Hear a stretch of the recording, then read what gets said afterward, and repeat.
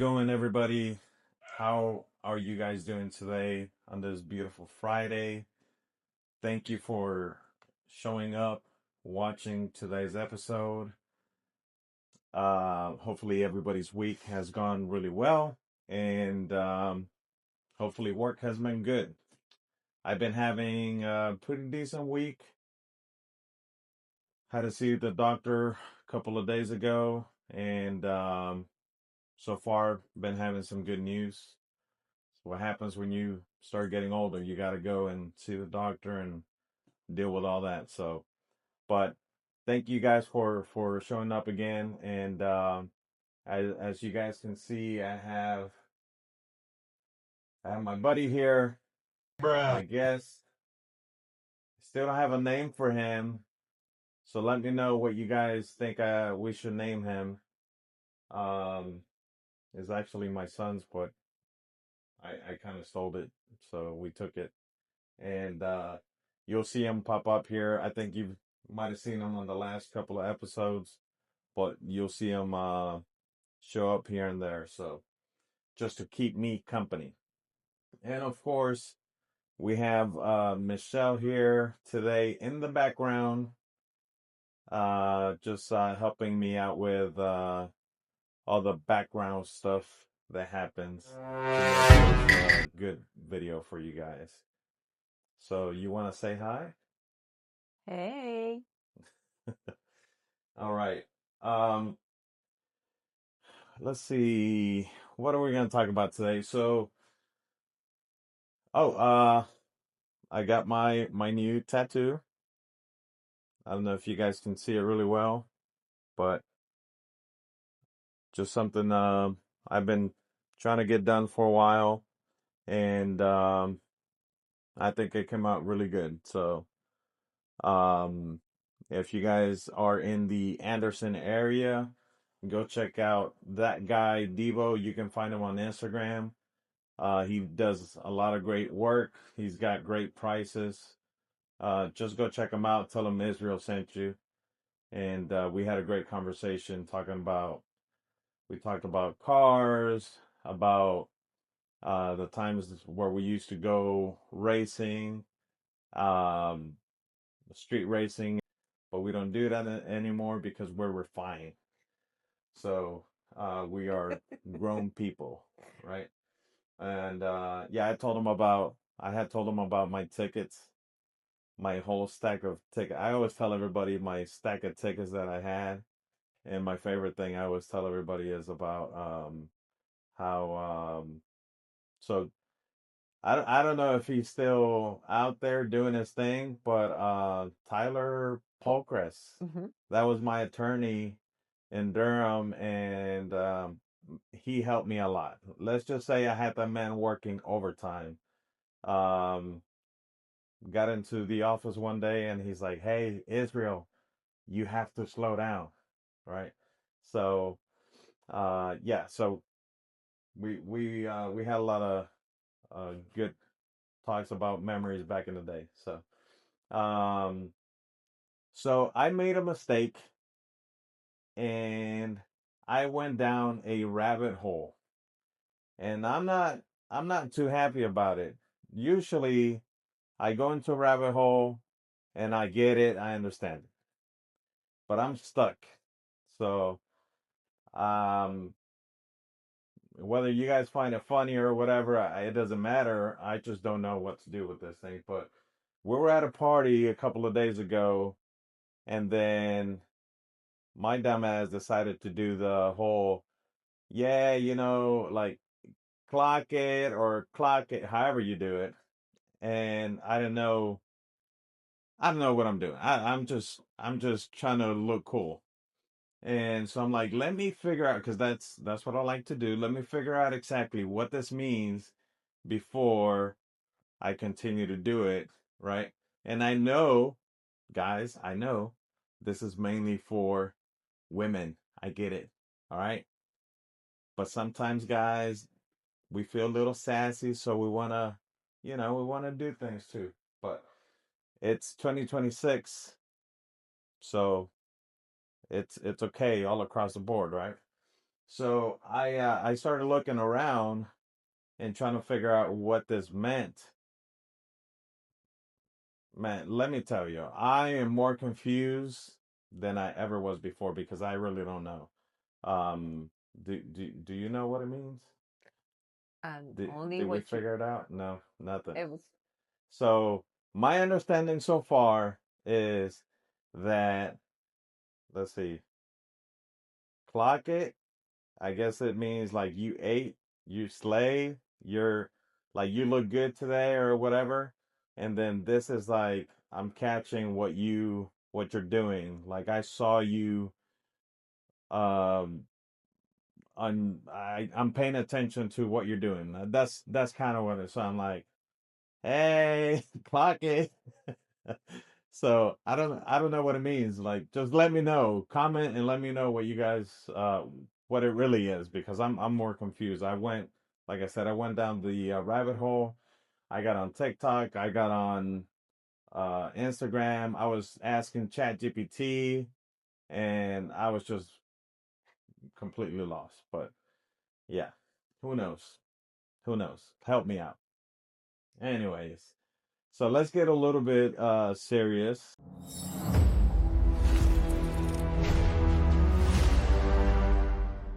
So I had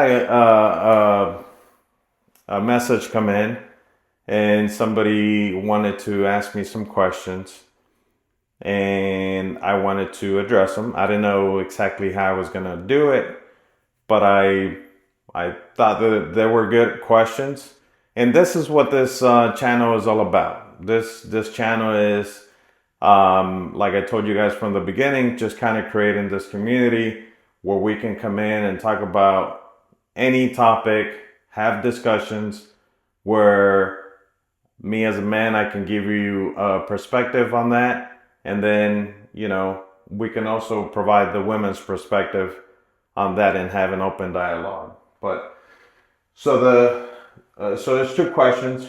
And the first question is why is it so much easier for most fathers?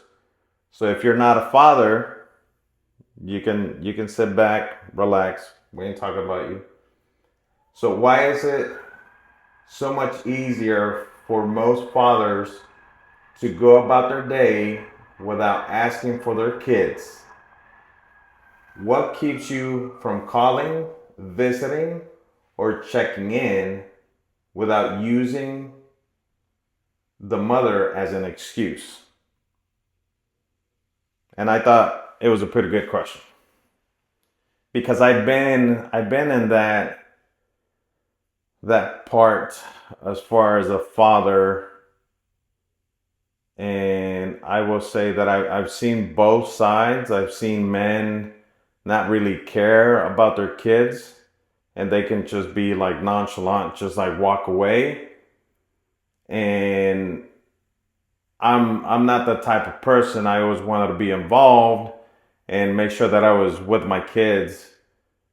But it's just I think how I wanted to show love, how I perceive love myself, and that's how I wanted to show my love, right?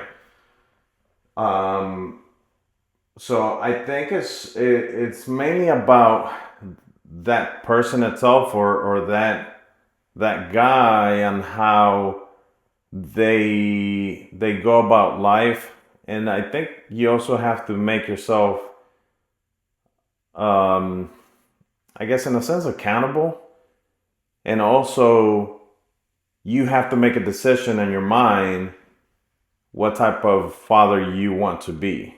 Are you going to be the absent father or are you going to be the present father? And also understanding what type of effect that may have on your kids, because the kids do require. Um, we've talked about this, I believe, on the first episode, how the father is the main source of that provides identity to the kids. So father's presence really matters. So at this point, I think we should look at one of the biggest things that that has helped me is to look at the five love languages to be able to understand what type of person we might be dealing with, or what type of person just to kind of understand their side, because there's always two spectrums, right? There's two sides of the story. I always like to be unbiased with that, because I want to make sure like both, like people have their reasons for being the way that they are. So the five love languages, to me, I think it comes into this as important, just because it's good to know how that person is, how that person reacts, how that person feels loved versus how they give love, right? And it's not always going to be one or the other. It could be two different ones, or maybe three, but one is the primary, and then the second one is, you know, you get the idea. So um, let's talk about the five love languages. Yeah. So I pulled it up, and I'll go one by one. Okay. And just give a brief explanation to help you, and then you can go from there. All right. The first one is words of affirmation. Basically, words of affirmation in action. It's when spoken words, written cards, notes, letters, encouraging words, compliments. That's basically the short version of words of affirmation. So yeah, words of affirmation. Is that the one that talks about the notes? Yeah. So we we basically, the way that we see that is, okay, are you a person that, and we'll get to the other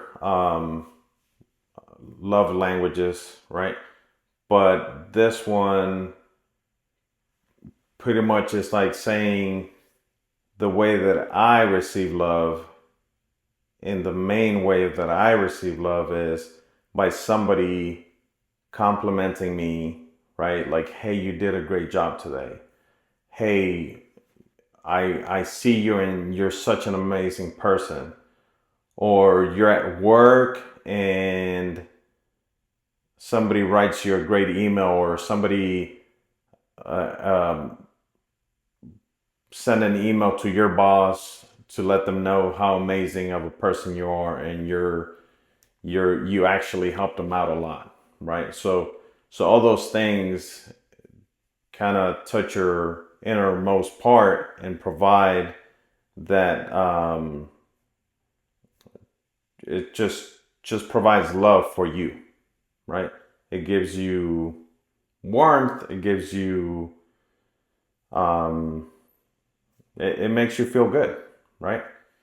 So that's that one there. Like kids growing up, that's a big thing for kids. Like letting them know, like, hey, reassurance, you're doing great. You're keep pushing, right? That's a good thing to do with kids. And adults as well. And adults, yes, yeah. Adults need that too. Yeah, yeah. Second one, quality time. So running errands together, taking trips together, whether we're talking about from a parent, with their children, right? Or as a family trip, depending on the situation. Yeah. Doing things together, going on walks, hanging out at home. Basically being able to have that undivided attention, the one-on-one communication. Yeah. Yeah. This one I definitely like, because that's how I receive love. That's a big part. And it doesn't mean that you have to go on a trip. It just means that you're spending quality time with that person, whether if it is like what I prefer is, to me, that type of quality time is just sitting on the couch watching a movie. You don't have to talk to me. We're just there in the moment, in the present, right? Or the other part is driving, taking a trip, and we're just sitting in the car. Um, my kids are like that.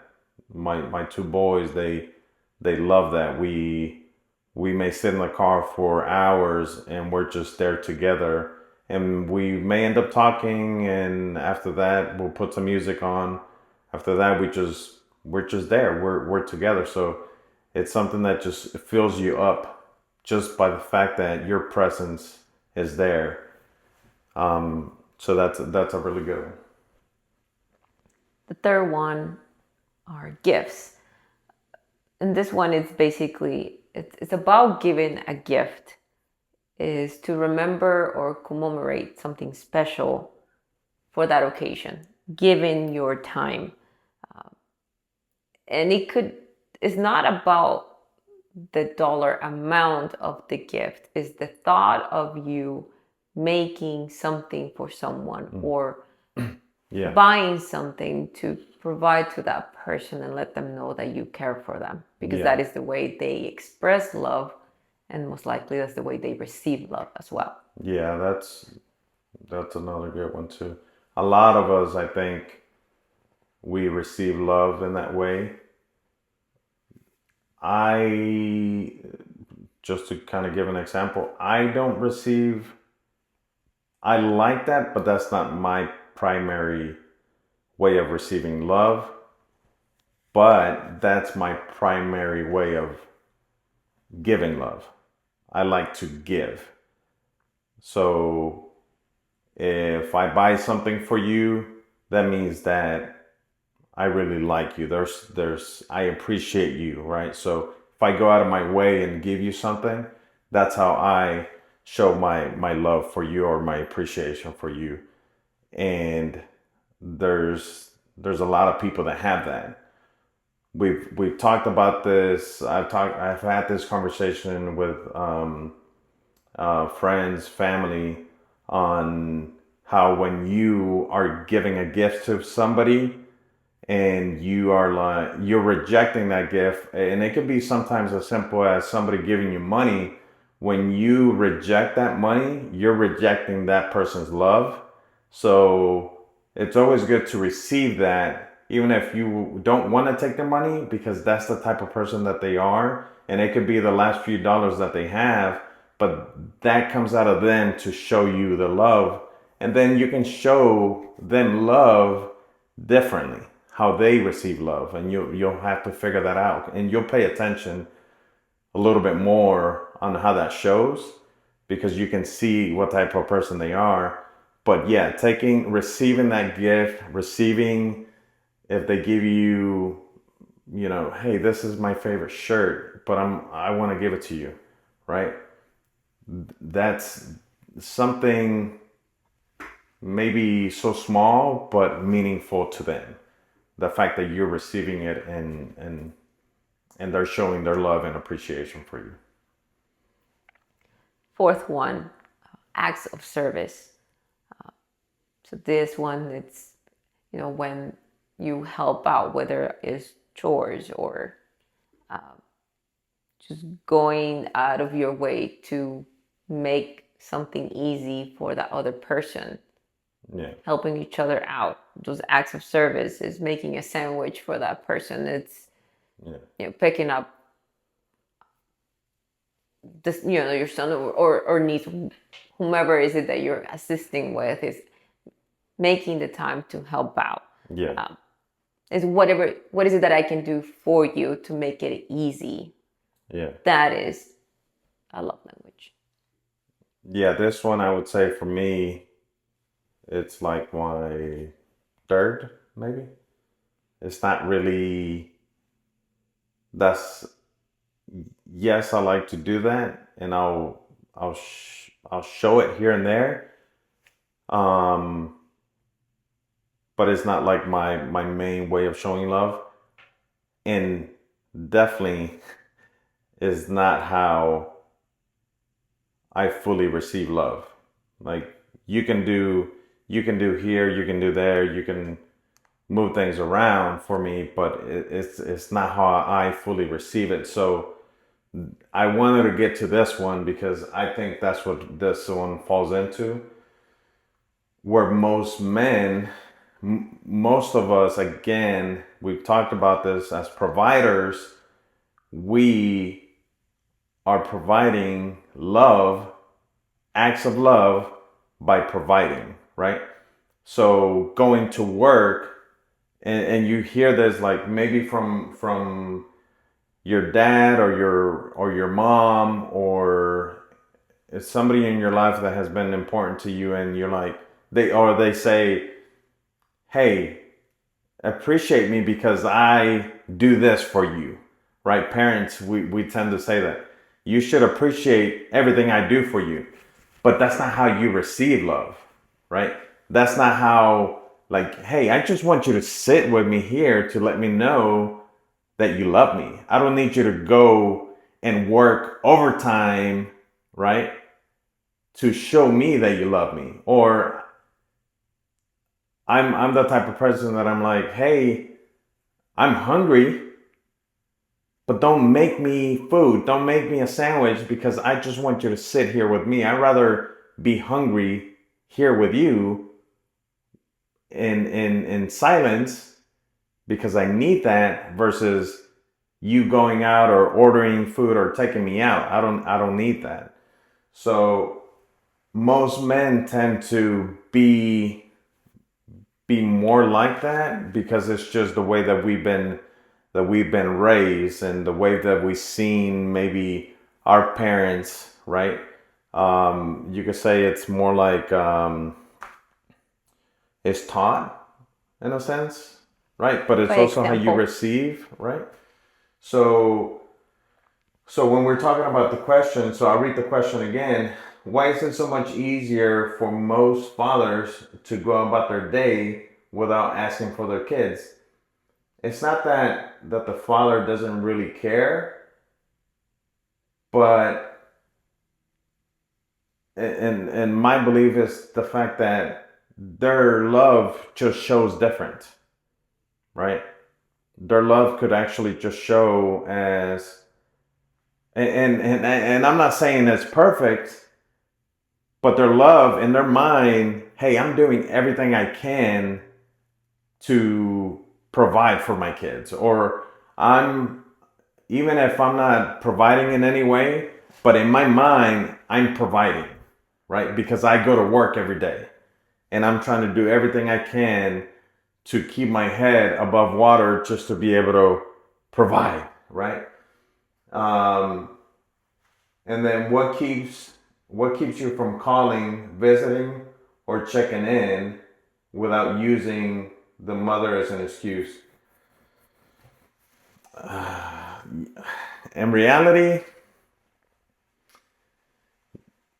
that right there, we tend to be, men are men, okay?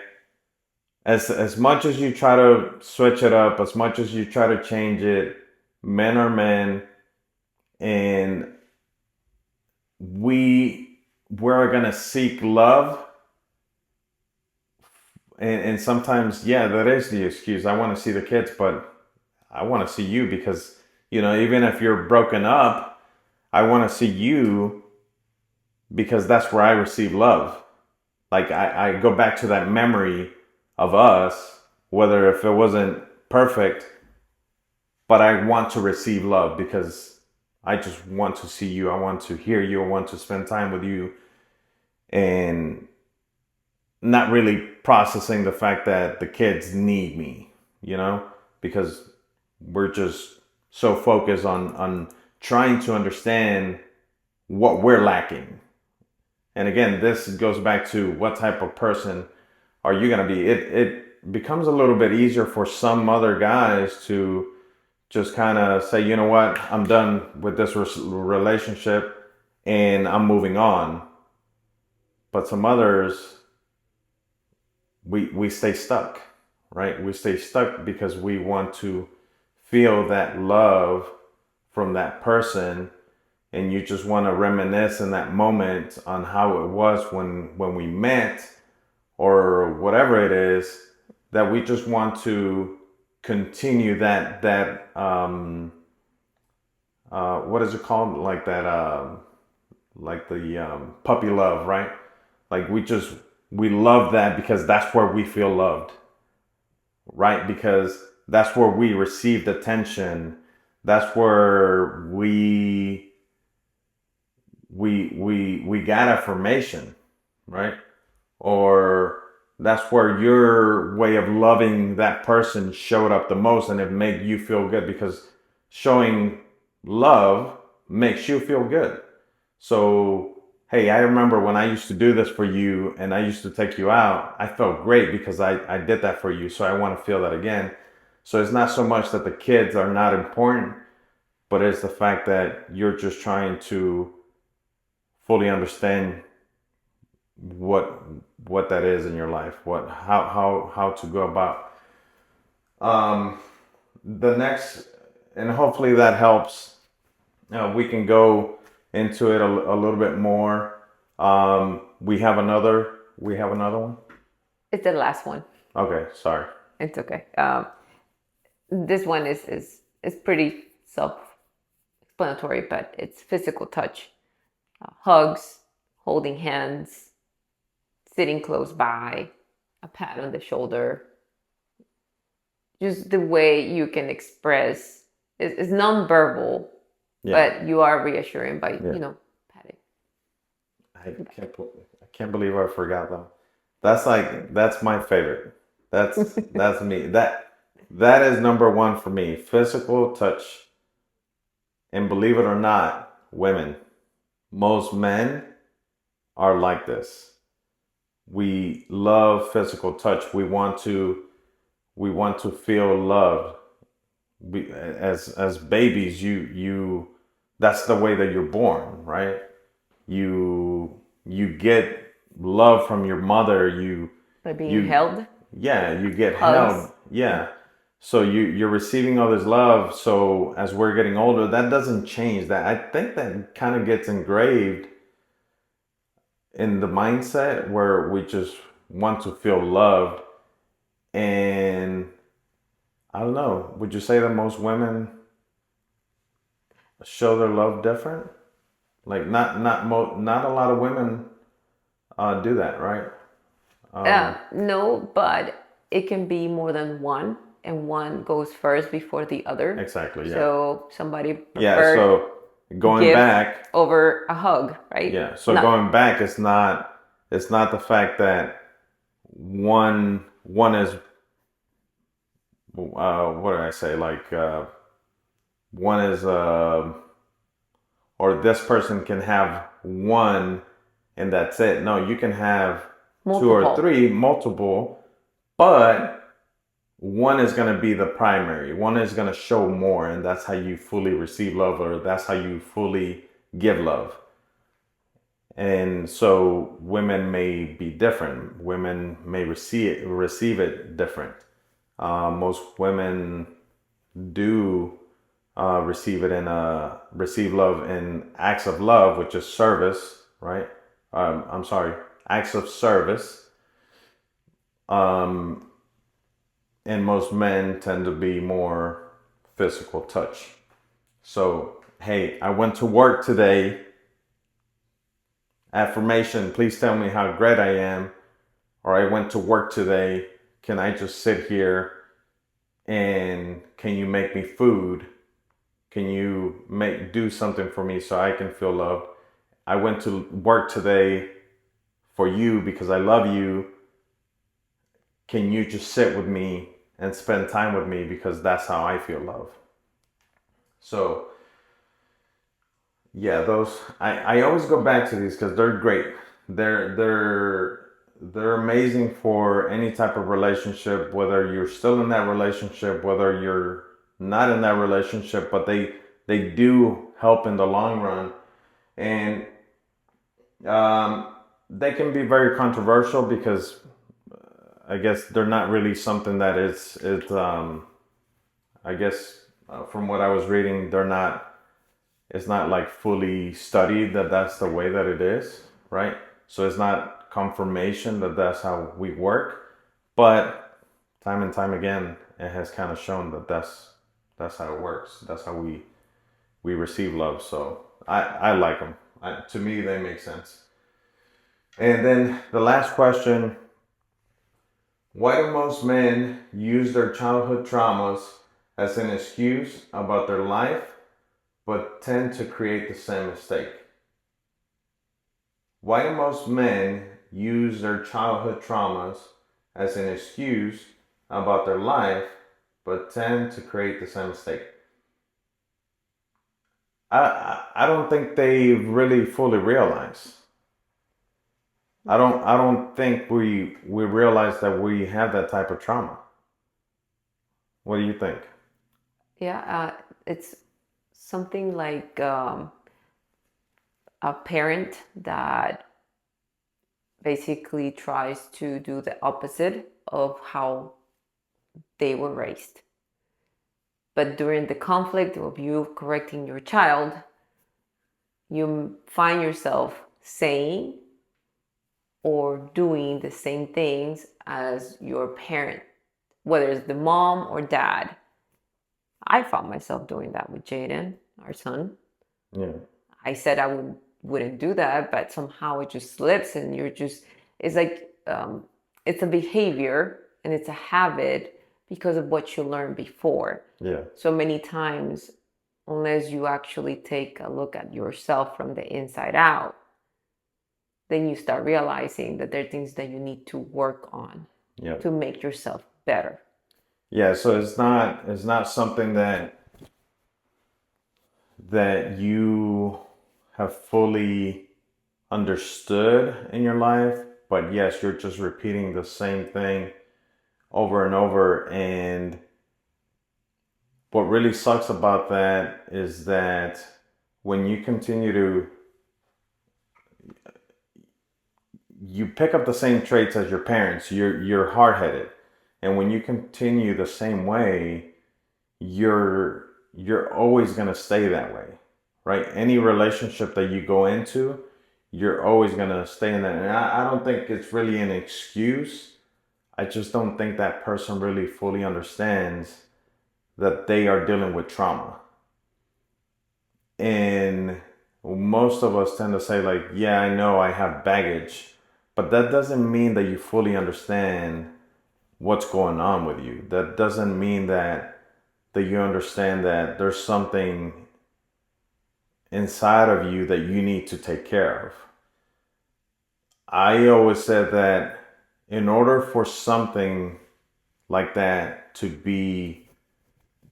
um, to be fixed, it has to be a really like traumatizing.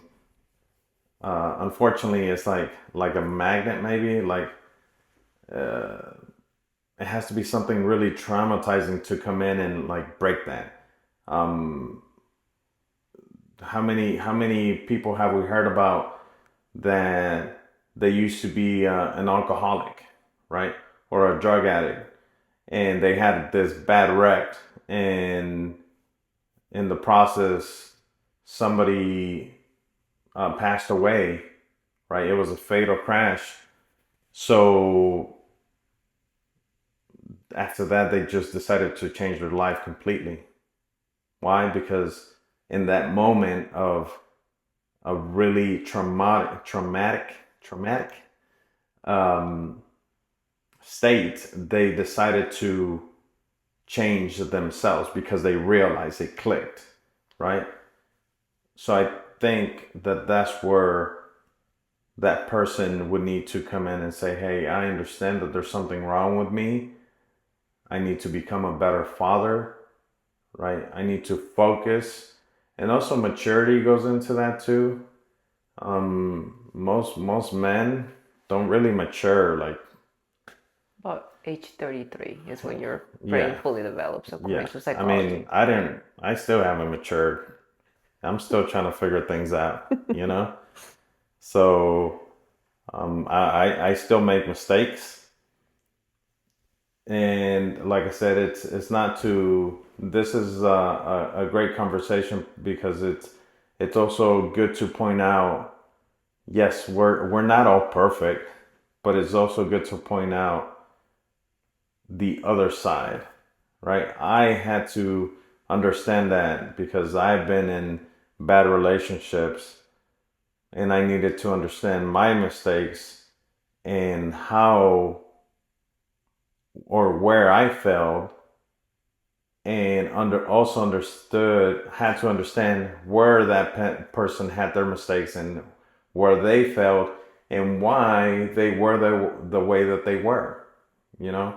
So I think, and it helps you understand yourself even more because that way you can kind of say, hey, a lot of this stuff, it's not me, it's that person, right? And next time you look into, you once you fix yourself, you get to go into a different relationship and say, hey, this is what I expect from this relationship, this is what I want from this relationship, this is what I'm looking for. But sometimes what happens is we don't fix ourselves and we continue to go into the same type of relationship, and you're like, man, all men suck, right? All men are horrible. And it's not that, it's just that you're looking in the wrong places. Like you're attracting the wrong thing. That's what you're going for. And then the same thing for men. Men are talking smack about women when you're just looking for the easy end and not really realizing what type of person you're getting in with. And then you wonder why they end up leaving you, or you know left you with your kids, when in reality that's who they were from the beginning. They weren't somebody that was completely sane. They were just there for the moment, and they move on. So um yeah, it's always good to check ourselves. Something that is the toughest thing to do is to come in and internally analyze everything about yourself and realize where we're wrong, what we need to fix about ourselves, and how we go about taking care of that, right? And just just moving along to better, and then making sure that the kids, because the kids are important, the kids have no fault in this. Like you created part of this mess. Like I've done that, right? So the kids, uh, both parents are responsible. So just need to make sure that the kids are definitely taken care of. But yeah, it sucks. It sucks when we get in that position. But hopefully this helps. This conversation helps. I know the book, Five Love Languages, is out there, probably on Amazon or something like that. Maybe we'll throw a link on there in the description. But that's a great book. I'm not a big reader. Well, now they have the audiobooks, so um, yeah, you can find that out there. But yeah, so thank you for watching. I appreciate you guys for this right now is has been amazing for me because it has been helping me out. And I see that things are just kind of moving along really, really quick. And here soon, I know we're going to be having a couple of guests. And so looking forward to that. And I don't know, good things are coming. And hope you guys have a great weekend, good rest of your week. Don't forget to like, share, and follow. And just let me know any questions that you guys have that you guys would like to for me to talk on. We'll definitely try to put them in and discuss those. And we'll see you guys next Friday. Thank you.